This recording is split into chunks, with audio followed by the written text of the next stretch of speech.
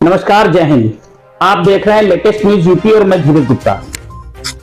चूंकि नगर पालिका का चुनाव आने वाला है, तो चुनाव को लेकर शहर में सरगर्मियां शुरू हो गई हैं।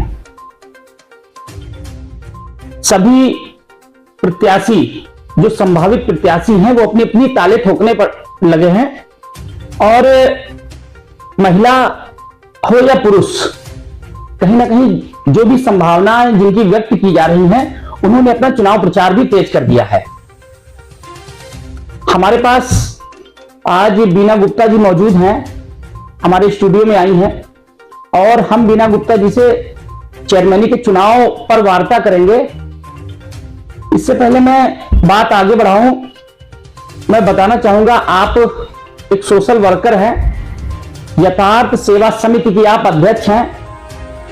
यह समिति महिलाओं की एक समिति है जो गरीब बेटियों को पढ़ाने का काम हो या उनकी शिक्षा का काम हो या किसी प्रकार से उनकी मदद का, लगातार इस समिति के सदस्य आपकी अगुवाई में कार्य करते रहते हैं। बीना जी, आपका बहुत बहुत स्वागत है हमारे लेटेस्ट न्यूज यूपी के स्टूडियो में। और आज लेटेस्ट न्यूज यूपी जो एक मुहिम चला रहा है, चुनाव पर चर्चा जो हम नगर पालिका की कर रहे हैं, क्या आप तो एक सोशल वर्कर भी हैं और एक घरेलू महिला हैं और आपने बहुत गरीबों परिवारों में मदद भी की है, आप लोगों ने, आपकी संस्था ने। ये चुनाव, चेयरमैनी का चुनाव आ रहा है, क्या लगता है कि आपको भी लोग प्रत्याशी के रूप में देख रहे हैं? क्या आप भी चुनाव के इच्छुक हैं? जी धन्यवाद धीरज भैया। सबसे पहले तो मैं लेटेस्ट न्यूज यूपी से के डायरेक्टर धीरज भैया को बहुत बहुत धन्यवाद कहना चाहूंगी कि जो आपने आज हमें जनता के समक्ष रूबरू होने का, या यूं कहें अपनी बात कहने का, अपने विचार कहने का, या अपनी आगे की जो योजनाएं उनको बताने का मौका दिया, इसके लिए बहुत बहुत धन्यवाद। और सभी जनता को भी बहुत बहुत धन्यवाद कहना चाहूंगी। जैसा कि आपको पता ही है कि मैं लगभग 10 वर्षों से एक समाज सेविका के रूप में पटिया नगर में काम करती आ रही हूँ और मेरे द्वारा लगातार 10 वर्षों से जनता की सेवा लगातार की जा रही है। चाहे वो बच्चों की शिक्षा को लेकर निःशुल्क शिक्षा, क्योंकि हमारे द्वारा काफी बच्चों को निःशुल्क शिक्षा दिलाई जा रही है, जिनका सारा खर्चा हमारी समिति वहन करती है। बच्चों, महिलाओं को आत्मनिर्भरता की बात हो तो उनको आत्मनिर्भर बनाने के लिए निःशुल्क कैंप की व्यवस्था।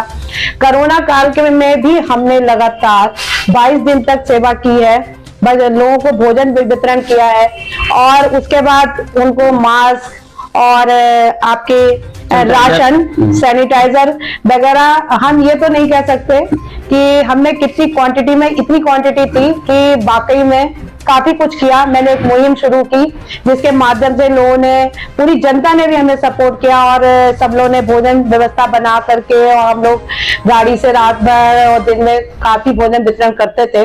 तो मैंने सेवा तो की है, और चाहे मेडिकल कैंप की बात हो, लड़कियों की शादी की बात हो, या अंग पीड़ितों की बात हो, प्राकृतिक आपदा के समय हो, या हमारे सरकारी अभियान चल रहे हो प्रशासन के द्वारा, सरकार के द्वारा जो भी चलाए जाते हैं, तो उनमें मैंने बढ़ चढ़कर हिस्सा लिया। चाहे महिला सशक्तिकरण की बात हो, बहुत सारी चीजें हैं जो मैं हमेशा से करती रही हूँ। जाड़ों में कंबल वितरण है, गर्म कपड़ों का वितरण है, बहुत कुछ मैंने किया है।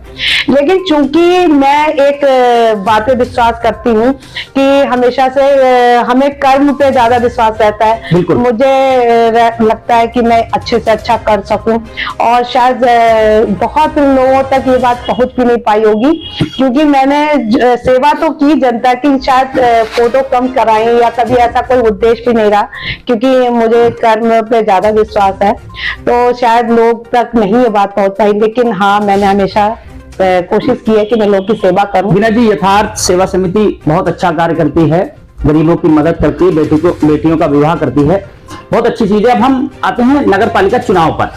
जी, नगर पालिका चुनाव होने वाले हैं दिसंबर में। मुझे लगता है कि चुनाव की घोषणा अभी हाल ही में हो जाएगी और दिसंबर में चुनाव निपटा दिए जाएंगे। क्या, मेरा ये सवाल है, क्या आप चुनाव मैदान में आने की इच्छुक हैं, आना चाहती हैं? जैसा लोगों का मानना है कि आप भी प्रत्याशी, संभावित प्रत्याशी के रूप में देखी जा रही हैं। जी मैं बिल्कुल आऊंगी, और चूंकि हमें जनता की सेवा करना है, और अगर मुझे मौका मिलेगा तो कहीं ना कहीं हम लोगों के हाथ बंधे हुए होते हैं और मैं बहुत अच्छा कार्य नहीं कर पाती, लेकिन अगर हमें पावर हमारे हाथ में आएगी और हमें जनता मौका देगी तो मैं बहुत अच्छे से काम करूंगी और इसमें प्रत्याशी के रूप में आकर के आगे बढ़ूंगी। अच्छा, आप चूंकि चुनाव मैदान में आएंगी, जैसा कि आपने कहा है, तो किसी पार्टी से आप चुनाव लड़ना चाहेंगे, निर्दलीय के रूप में आप प्रत्याशी बनेंगे? जी वैसे हमारा यही एक उद्देश्य भी है और लक्ष्य भी है कि मैं भारतीय जनता पार्टी, जो कि हमारे, क्योंकि मैं बहुत ज्यादा भारतीय जनता पार्टी से इंस्पायर हूँ और मैंने काफी पार्टी के लिए काम भी किया है, हमेशा से करती चली आ रही हूँ, और मुझे लगता है कि मैं अपने दिल से बताना चाहती हूँ कि मुझे एक ऐसी पार्टी जो वाकई में लोगों के लिए काम कर रही है, आगे भी करती आ रही है, और बहुत कुछ बदलाव आया है हमारे समाज में, हमारे देश में। हमारा देश कहाँ था और कहाँ आ गया, तो मोदी जी द्वारा और हमारे बाबा जी द्वारा जो हमारी जो पार्टी चल रही है, और उसमें जितनी योजनाएं आती हैं वो भी काफी कुछ महिला सशक्तिकरण को लेकर के आती है। तो अगर चुनाव लड़ूंगी। आप भारतीय जनता पार्टी से टिकट की इच्छुक हैं और आप टिकट मांग भी रही हैं, आवेदनकर्ता भी हैं, मान लीजिए इत्तेफाकन अगर पार्टी आपको टिकट नहीं देती है, ऐसी स्थिति में क्या आप निर्दलीय चुनाव मैदान में उतरना चाहेंगे? जी नहीं, हम वैसे तो हमें पूरा विश्वास है, अगर खासकर अगर महिला सीट आती है तो पूरा हमें उम्मीद है कि भारतीय जनता पार्टी हमको अवश्य टिकट देगी और मैं उनकी तरफ से ही इलेक्शन लड़ूंगी और अच्छे से कार्य करूंगी। लेकिन अगर बाई चांस ऐसा कुछ होता है तो समर्थन करूंगी। लेकिन उसमें एक बात और कहना चाहूंगी धीरज जी, वैसे तो भारतीय जनता पार्टी काफी समझदार हम हैं, जहाँ के जिलाध्यक्ष जी भी और सभी लोग, लेकिन कभी कभी ऐसा हो जाता है कि डमी लोग लेके आ जाते हैं। डमी जैसे पति की सीट भले ही महिला है लेकिन पति के उस पे भी पे, तो हम आज इस आपके चैनल के माध्यम से, मतलब आप अपने पति की उस पर नहीं, आप अपने जो कर्म है उस पर आप विश्वास रखेंगे और आप चुनाव मैदान में करेंगे। और मैं हर महिला से भी यही कहना चाहती हूँ, हर जनता से भी, जनता के लोगों से भी यही अपील करना चाहती हूँ कि अगर आप लोग चुने तो अगर महिला सीट आती है तो वाकई में जो महिला इस लायक है या योग्य है तो उसे को ये चुनाव में उतारें। और हमेशा से बीजेपी ने महिलाओं को आगे बढ़ाया ही, महिला सशक्तिकरण के लिए किया है और उनको आगे बढ़ा करके सम्मान दिया है, तो मुझे पूरा विश्वास है कि बीजेपी हमको नगर पलिया से और पलिया के लोग भी हमको शायद स्वीकार करेंगे और बीजेपी टिकट देगी। ठीक है, मान लिया आपको बीजेपी टिकट दे देती है, ये भी मान लेते हैं कि आप चुनाव जीत जाती हैं, तो अगर आपको पार्टी टिकट भी देती है और आप चुनाव जीत जाती हैं तो जो परिपाटी चलती आ रही है नगर पालिका की कि सड़कों की सफाई कराना, नाली की सफाई कराना, सड़कें बनवाना, ये जो पुरानी एक परिपाटी चलती आ रही है, इसी को लेकर आप आगे बढ़ाएंगी या कुछ नया करना चाहेंगी? जी बहुत अच्छा सवाल आपने किया, जो कि मेरा बहुत मन था जनता से ये सब कहने का कि मेरा एक सपना है, मेरी एक कल्पना है। वैसे मैं जिस क्षेत्र में जाती हूँ अच्छा ही कार्य करती हूँ, शायद पूरी जनता को पलिया को पता ही है, और मेरा एक सपना है कि मैं पलिया में एक स्मार्ट और एडवांस सिटी बनाऊं पलिया में, और उसके लिए मुझे जीतना बहुत जरूरी है। और यहाँ पर की बहुत सारी समस्याएं, जैसे आवारा पशु की समस्या है, आपके मुक्तिधाम नहीं है, पार्क नहीं है, शौचालय की समस्या, जैसे बस स्टेशन के पास, बस अड्डों के पास शौचालय की व्यवस्था नहीं है, सब्जी मंडी सब्जी मंडी की व्यवस्था भी सही तरह से नहीं है, और कूड़ा इकट्ठा करने की व्यवस्था भी, कूड़ा डंप करने की अक्सर मैं जानती हूँ कि लोग क्या होते हैं कि वही हम लोगों का पुराना हिसाब किताब चलता चला आता है, लेकिन मैं हमेशा अच्छा और एडवांस करने में विश्वास करती हूँ। तो मैं चाहती हूँ कि लोग, पलिया की जनता सिर्फ सड़कों और नालियों तक ही ना सीमित हो करके उसको मैं इस तरह आगे बढ़ाऊं कि उसमें वहां पर ये जो हमारी समस्याएं, जो मुक्ति धाम की अक्सर कितना पानी बरसता है, कितनी, आपने भी धीरज भैया देखा होगा कितनी दिक्कत होती है। पार्क की हम लोग टहलने सुबह जाते हैं, और खासकर मेरा तो पार्क ना होने के कारण ही आज मैं एक स्टोरी है, लेकिन मैं इस समय नहीं बता सकती, जिसके कारण मैंने ये मन में अपने सोचा कि मुझे इलेक्शन लड़ना चाहिए। और पार्क की समस्या है और आवारा पशुओं की समस्या, उस आवारा पशुओं की जो मेन समस्या है उसको मैं वाकई में सॉल्व करूँ। आवारा पशुओं के लिए नगर पालिका ने एक प्रशासन, नगर पालिका प्रशासन ने एक वो गौआश्रय केंद्र बनवा रखा है, लेकिन वो मुझे लगता है इतना कारगर नहीं है।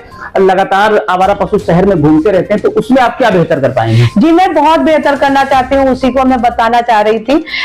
भैया, ऐसा होता है कि कभी कभी हम लोग, बहुत सारी चीजें होती है जो हमारे हाथ में होती है, लेकिन हम उनको अच्छे से कर नहीं पाते हैं।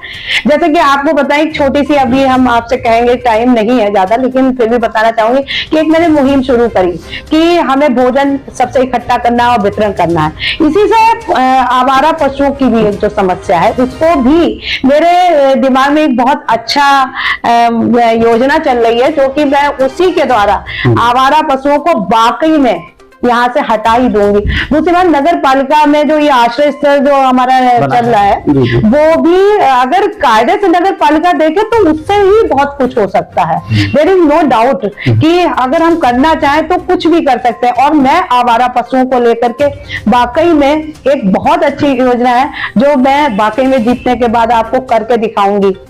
अच्छा, महिला हैं तो चूंकि अगर आप चेयरमैन के पद पे आसीन हो जाती हैं, आप बैठ जाती हैं, आपको पब्लिक चुन लेती है, तो वैसे तो आप एक समान व्यवहार रखेंगी सभी से, पर आप महिलाओं के लिए विशेषकर या युवतियों के लिए ऐसा क्या करना चाहेंगी जो एक नजीर बने? जी, सबसे पहले तो मैं महिलाओं के आत्मनिर्भरता के लिए तो कार्य कर ही रही हूँ, लेकिन उसको और बेहतर कर पाऊंगी। लेकिन मेरा एक प्रमुखता है एक काम को देने के लिए कि हम जो हमारे नगर पालिका परिषद है, हमारा बाकी तो सारे काम, जैसे कि मैंने आपको बताया कि मैं यही कार्यों पर मेन कार्य करूंगी, लेकिन मेरा मेन एक कार्य को करने की प्रमुखता रहेगी, वो है आर्थिक रूप से जो कमजोर वर्ग के लोग हैं, उनकी सुनवाई, जो हमारी नगर पालिका में बिल्कुल नहीं है। कई बार ऐसा होता है कि आवास को लेकर के, आपने सुना होगा कि मैं एक सोशल वर्कर हूं, तो अक्सर आज भी बहुत सारी महिलाएं मेरे पास आती हैं कि मैम हमारा आवास नहीं हो पाया, आप कुछ करिए, लेकिन कहीं हद तक मेरे हाथ बंधे होते हैं। लेकिन मैं, अगर वाकई में जनता हमको मौका देगी तो मैं ये करके दिखाऊंगी, मैं आर्थिक रूप से कमजोर जो लोग हैं उनके लिए आवास दिला सकूं, जो वाकई में उसके लाभार्थी है। देखिए, ठीक है, वो तो आप चूंकि एक सरकार की योजना है, आवास योजना, उसमें बहुत से ऐसे लाभार्थी होते हैं जिनको आवास नहीं मिल पाता, या उन्हें संबंधित अधिकारियों द्वारा या कर्मचारियों द्वारा परेशान किया जाता है, या फिर पैसों की मांग की जाती है। बात इस बात की है कि आप महिलाओं के लिए नगर पालिका की ओर से ऐसा क्या करना चाहेंगी जो एक नजीर बने कि हाँ भाई, बीना गुप्ता एक महिला हमारी चेयरमैन आई थी, उन्होंने हमारी बेटियों के लिए एक ऐसा मैरिज हॉल बना दिया, गरीबों के लिए जो जिसमें उनकी शादी होने लगी, या कुछ ऐसा कार्य जो नजीर साबित हो। जी बिल्कुल, हमारे लिए जो है एक हमारे उसमें जितनी योजनाएं हैं उसमें विभाग जो बेटियों के लिए मैरिज हॉल की व्यवस्था है वो हमें जरूर करनी है। वैसे भी मैं बेटियों की शादियां कराती रहती हूँ, और मैंने जब कभी शादियां कराई तो मुझे इस बात की कमी भी महसूस हुई, क्योंकि मुझे कई बार लेना पड़ा, उसका पेमेंट भी करना पड़ा। तो वाकई में गरीब महिलाओं के लिए अगर ये हम कर सकेंगे और कोशिश करेंगे कि मैं पूरी करवा ही सकूं, तो जरूर करूंगी मैं। देखिए, बीना गुप्ता जी हैं हमारे साथ, और ये यथार्थ सेवा समिति के अध्यक्ष हैं। जैसा कि मैंने आपको बताया, यह जो समिति है यह शहर की एक महिलाओं की समिति है। इसमें बड़ी संख्या में शहर की सम्मानित और महिलाएं जुड़ी हुई हैं, जो कि गरीब बेटियों के लिए या गरीब तबके के लोगों के लिए समय समय पर काम करती रहती हैं और उनकी मदद करती रहती हैं। क्योंकि चेयरमैनी का चुनाव आ गया है, आप भी संभावित प्रत्याशियों में आपकी गिनती आती है, और आपने जैसा बताया कि अगर मैं चेयरमैन चुनी जाती हूं, अगर भारतीय जनता पार्टी मुझे टिकट देती है, तो मैं सबसे पहला काम बेटियों के लिए मैरिज हॉल बनवाने का करूंगी, और आवारा पशुओं की समस्या का समाधान किया जाएगा, आवास की जो समस्या है उसका समाधान किया जाएगा। तो कहीं ना कहीं चुनाव को लेकर जो ये वादों का दौर एक शुरू हो गया है, ये वादों का दौर धरातल पर कितना सही उतरेगा ये तो आने वाला समय ही बताएगा। बीना Gupta ji, latest news UP के आप स्टूडियो में आई हैं, आप कुछ जनता से अपील करना चाहेंगी? जी बिल्कुल, मैं कहना चाहूंगी सबसे पहले तो मैं सारे लोगों से यही कहना चाहूंगी, जनता से, कि आप सब लोग अब अपना वोट, अब पलिया में भी बदलाव की आवश्यकता है। हमेशा से पुरुष भाई लोग ही हमेशा करते चले आ रहे हैं, अपना बागडोर संभालते चले आ रहे हैं, लेकिन मैं आप लोगों से कहूंगी कि एक बार एक महिला को मौका दे करके तो देखिए।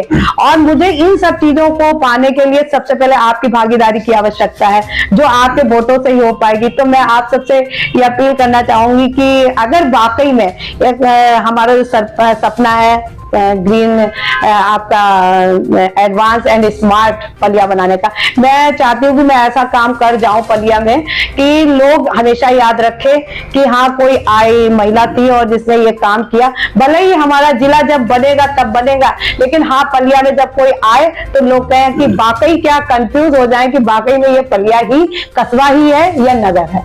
ग्रीन पलिया और क्लीन पलिया, आपका उद्देश्य कि अगर ऐसा कुछ होता है और आप लोग पार्टी का प्यार और आप सभी मतदाताओं का प्यार मुझे मिलता है और मैं चेयरमैनी के पद पर पहुंचती हूं, तो मैं ग्रीन पलिया और क्लीन पलिया का ये जो एक सपना है, इसको धरातल पर उतार कर लाऊंगी बीना जी। स्मार्ट एंड एडवांस पलिया मतलब नई टेक्नोलॉजी आप लाएंगी और कहीं ना कहीं पार्क की भी व्यवस्था कराई जाएगी और आवारा पशुओं से भी मुक्ति दिलाई जाएगी और बेटियों के लिए मैरिज हॉल बनवाने का कार्य किया जाएगा। धीरे मैं और जनता से एक चीज और कहना चाहूँ कि मैं एक महिला हूँ, लेकिन मैं पुरुष से किसी भी तरह से कमजोर नहीं हूँ, लड़की हूँ पर लड़ सकती हूँ। यस, और मैं जितनी भी अच्छे से अच्छा जो काम कर सकती हूँ मैं वो कर सकती हूँ, आपको करके दिखलाऊंगी भी। तो प्लीज धन्यवाद बीना गुप्ता जी, और आप बने रहें लेटेस्ट न्यूज यूपी पर। हम नगर पालिका से संबंधित चुनाव के संभावित प्रत्याशियों का इसी तरह इंटरव्यू करते रहेंगे और आपसे रूबरू कराते रहेंगे। और इन वीडियो को आप भी संभाल के रखना कि इन्हीं में से एक चुन के आपका नगर पालिका का चेयरमैन बनेगा। फिर उसके वादे और उसके इरादे आपको धरातल पर ला के दिखाने पड़ेंगे। हो सकता है कि चुनने के बाद उनकी आंखों में कहीं काली पट्टी ना आ जाए, इसलिए ये जो जनता हमारी है, जो हमारे व्यूअर्स हैं, जो आप हैं हमारे लोग, ये उनका उस चश्मे को उतारने का काम करेंगे। बने रहिए आप लेटेस्ट न्यूज के साथ। मैं धीरज गुप्ता, नमस्कार, जय हिंद।